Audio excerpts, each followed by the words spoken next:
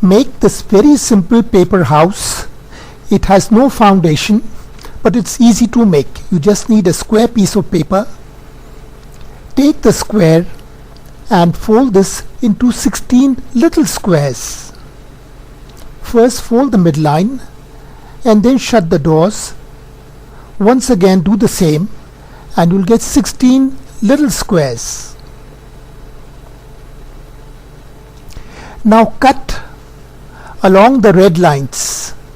There'll be 6 quarter red lines. Cut along them and then apply glue on 4 sections as shown and just glue them together to make the triangular roof of the house, first on one side and then on the other. It's a 1-minute house to make.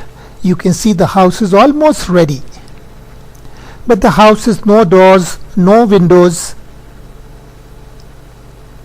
You can first make markings for the doors and the windows, and then with the scissors you can cut them.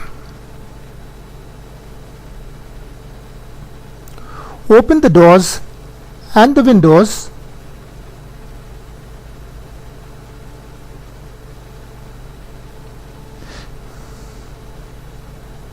Now you'll have very nice cross ventilation.